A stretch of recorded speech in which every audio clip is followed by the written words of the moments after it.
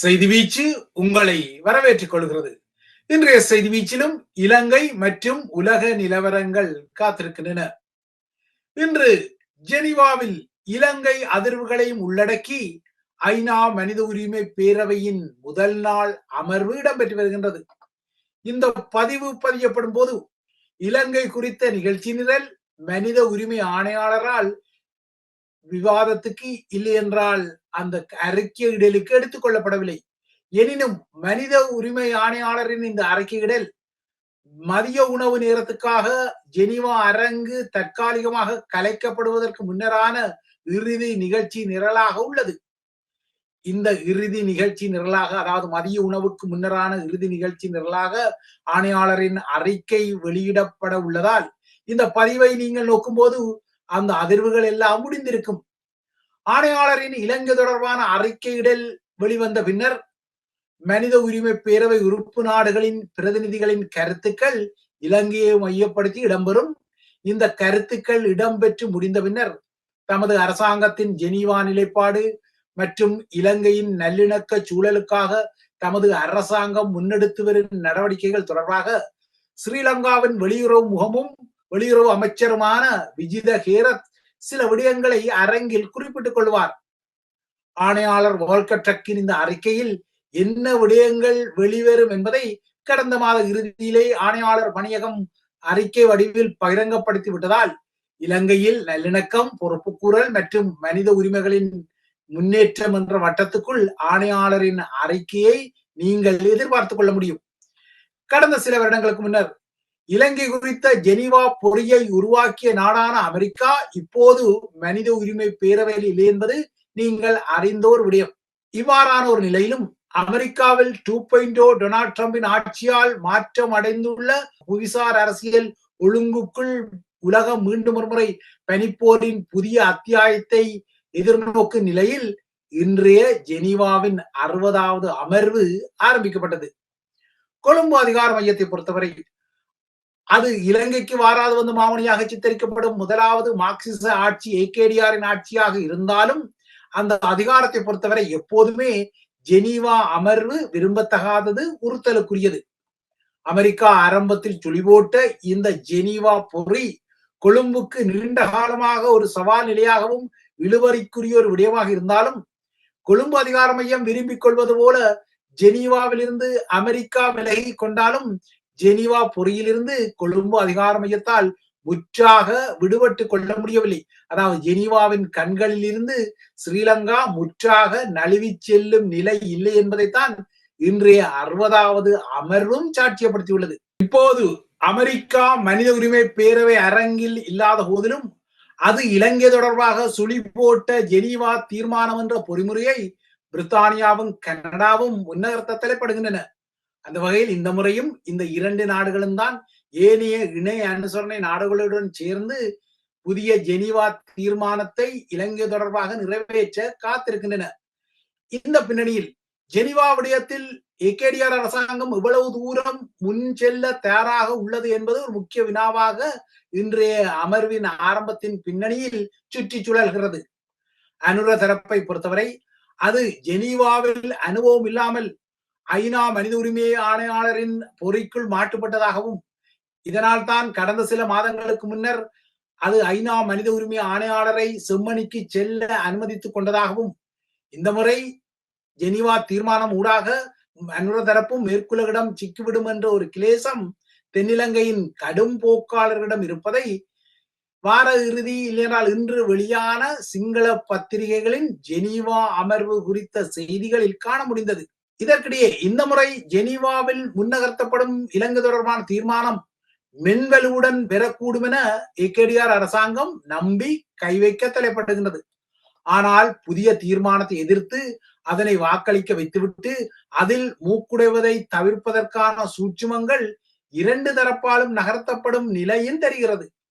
இதற்கிடையே இறுதி போரில் இடம்பெற்ற வெள்ளைக்கொடி சரணடைவுக்கு பின்னரான காணாமலாக்கப்பட்ட மாந்தர்கள் குறித்து முன்னெடுக்கப்படும் எந்த ஒரு விசாரணைகளுக்கும் தமது அரசாங்கம் ஒருபோதும் தடையாக இருக்காது என ஏகேடிஆரின் வலதுகர தளபதிகளில் ஒருவரும் ஸ்ரீலங்காவின் பிரதமருமான ஹரணி அமரசூரியா தெரிவித்ததான செய்திகளும் நேற்று வந்தன. இலங்கையில் நல்லிணக்கம் ஒன்றை உருவாக்குவதற்காக பொறுப்புக்கூறல் தொடர்பான விசாரணைகளை முன்னெடுப்பது என்பது ஜெனீவாவை திருப்திப்படுத்துவதற்கான நகர்வு அல்ல என குறிப்பிட்ட ஹரணி அமரசூரியா அதன் பின்னால் சில விடயங்களை கூறிக்கொண்டார்.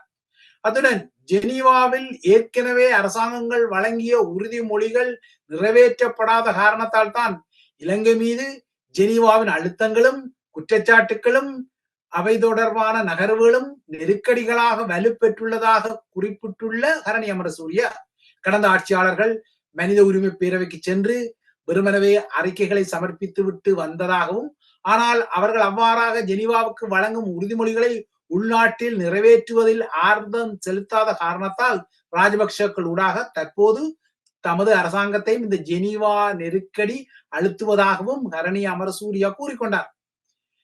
ஜெனீவாவில் அமர்வுகள் இடம்பெறும் போதெல்லாம் இலங்கையிலிருந்து செல்லும் தரப்புகள் அறிக்கைகளை மட்டும் சமர்ப்பித்து விட்டு நாடு திரும்பிவிட்டு அதனை மறந்து விடுவதாக குறிப்பிடும் ஹரணி, சில விசாரணைகளுக்கு தேவையான தொழில்நுட்ப ஒத்துழைப்புகளை அனைத்துலகத்திடம் இருந்து பெற்றுக்கொண்டாலும் இலங்கை தொடர்பான சகல விசாரணைகள் இல்லையென்றால் அது தொடர்பான நகர்வுகள் யாவும் உள்ளக பொறிமுறையாகத்தான் இருக்கும். அந்த உள்ளக பொறிமுறைக்கும் ஸ்ரீலங்காவே தலைமைத்துவத்தில் இருக்கும் என்ற விடயத்தையும் சொல்ல மறக்கவில்லை. இவ்வாறு ஸ்ரீலங்கா பிரதமரின் கருத்து பெற ஜெனீவா அமர்வின் பின்னணியில் யாழ்ப்பாணத்தில் கடந்த 2000ஆம் ஆண்டில் படுகொலை செய்யப்பட்ட ஊடகர் மயில்வாகனம் நிமலராஜனின் கொலை வழக்கின் விசாரணை தொடர்பான ஒரு முக்கியமான அறிக்கையிடலை தென்னாப்பிரிக்காவை தளமாக கொண்ட அனைத்துலக உண்மைமற்ற நீதி திட்டம் நேற்று வெளியிட்டது. தென்னாப்பிரிக்காவின் ஓய்வு பெற்ற நீதிபதி ஜஸ்மின் சூக்காவின் கீழ் செயற்படும் இந்த அமைப்பு கடந்த வாரம் ஸ்ரீலங்காவின் அட்மிரல் ஆஃப் த பிளீட் அடையாள முன்னாள் கடற்படை தளபதி அட்மிரல் வசந்த கர்நாகொடவின் தமிழர் தாயகத்தின் மீதான போர் குறித்த சுயசரிதை நூல் விற்பனைக்கு பிரித்தானியாவில் தடை விதித்தமை இல்லையென்றால் தடையை கோரியமை, அந்த தடை ஊடாக அமேசான் நிறுவனம் குறித்த நூலை தனது விற்பனையில் இருந்து மீளெடுத்தமை குறித்து நேற்றைய பதிவில் கூறப்பட்ட நிலையில் அதே அமைப்பு தான் தற்போது ஊடகர் மயில்வாகனம் நிமலராஜன் கொலை வழக்கின் விசாரணை தொடர்பாக எழுதுவதற்க அறிக்கையை நேற்று வெளியிட்டது.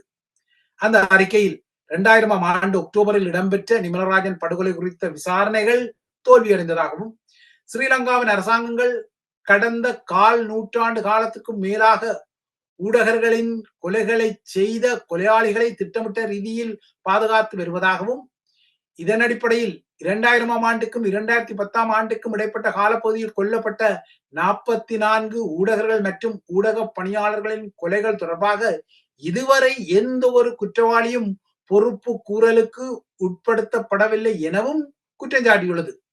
நிமலராஜனின் கொலை குறித்த விசாரணையில் கொலை சம்பவம் இடம்பெற்ற இடம் பாதுகாக்கப்பட்டு அந்த இடம் ஆவணப்படுத்தப்படவில்லை எனவும், நிழல் படங்களோ அல்லது தடயவியல் ஆதாரங்களோ நிமலராஜனின் கொலைக்கு பின்னால் சேகரிக்கப்படவில்லை எனவும் அறிக்கை கூறுகிறது. கொலை சம்பவம் இடம்பெற்ற இரவு பணியில் இருந்த ஸ்ரீலங்கா படையினரை விசாரணை செய்து கொள்வதற்கே பல வருட காலம் எடுத்ததாகவும், நிமலராஜனுக்கு விடுக்கப்பட்ட கொலை அச்சுறுத்தல் அல்லது அவருக்கு வந்த தொலைபேசி அழைப்புகள் தொடர்பாக எந்த விசாரணைகளும் மேற்கொள்ளப்படவில்லை எனவும் இந்த அறிக்கையில் சுட்டிக்காட்டப்பட்டுள்ளது.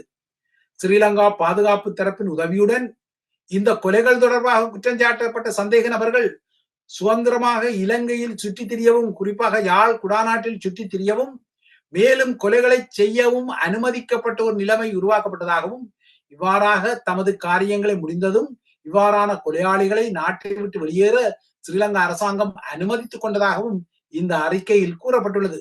இந்த அறிக்கை மறைமுகமாக இபிடிபி அமைப்பினரைத்தான் சுட்டி விரல் நீட்டியுள்ளது.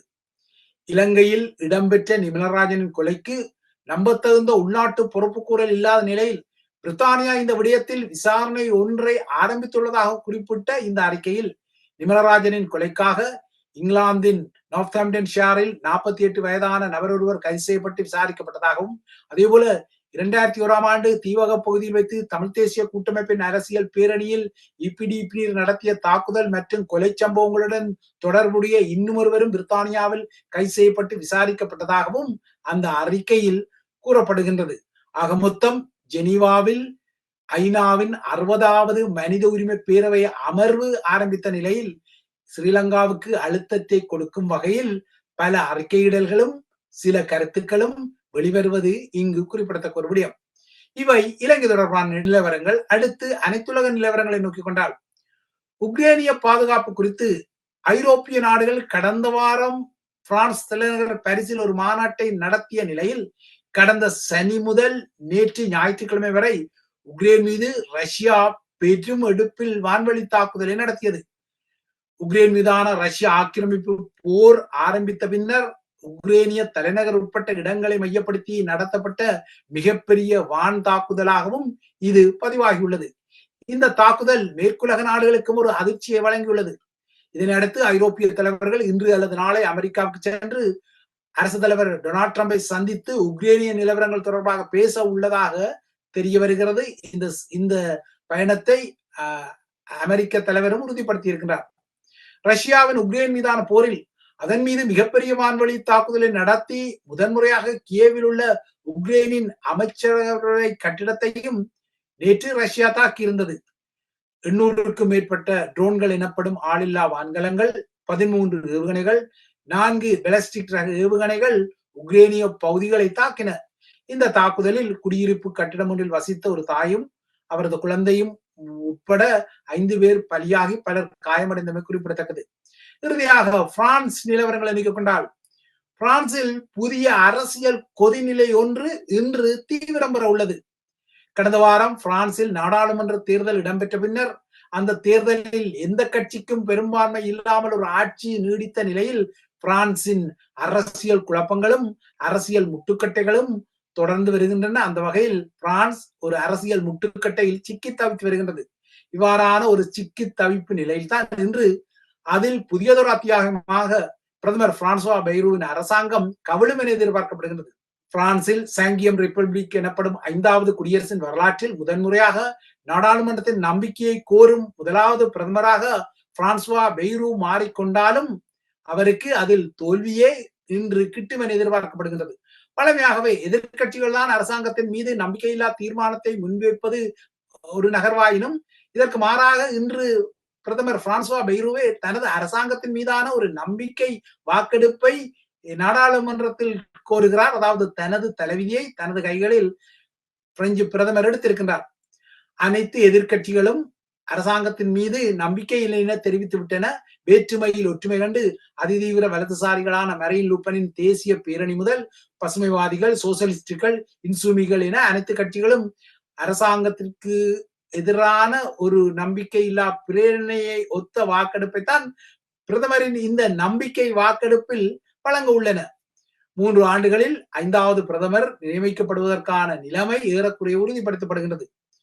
பெய்ரூ தனது வரவு செலவு திட்டத்தை கடந்த ஜூலை 15ஆம் தேதி முன்வைத்த பின்னர் இந்த அரசியல் நெருக்கடி பிரான்சை தாக்கி வரும் நிலையில் இன்று அவரது அரசாங்கத்தின் மீதான நம்பிக்கை வாக்கெடுப்பில் அரசாங்கம் கவிழும் எனவே பலமாக எதிர்பார்க்கப்படுகிறது. பிரதமர் பைரூ அரசியல் கட்சி தலைவர்களை சந்தித்து தனது அரசாங்கத்தை காப்பாற்ற இறுதி வரை போராடி வந்தாலும் இன்று அவரது வீழ்ச்சி உறுதிப்படுத்தப்படும். இந்த நம்பிக்கை வாக்கெடுப்பு இன்று பிற்பகல் முதல் நாளை அதிகாலைக்கு இடையில் நடைபெறலாம் என எதிர்பார்க்கப்படுகிறது. பிரான்சுவா பெய்ரூவின் அரசாங்கம் தூக்கி எறியப்பட்ட பின்னர் அரசு தலைவர் இமானுவேல் மேக்ரான் நாளை புதிய நகர்வுகளை செய்ய வேண்டும், குறிப்பாக புதிய பிரதமர் ஒருவரை விரைவாக நியமிக்க வேண்டும் அல்லது நாடாளுமன்றத்தை கலைத்துக் கொள்ள வேண்டும்.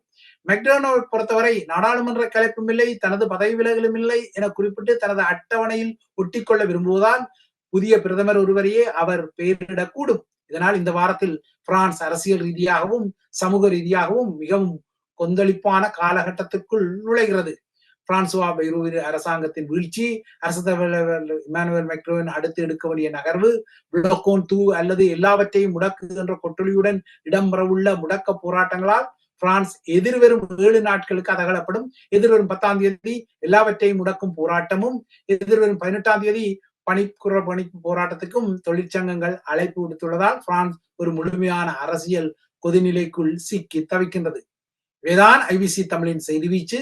தொடர்ந்தும் ஐபிசி தமிழுடன் இணைந்திருங்கள்.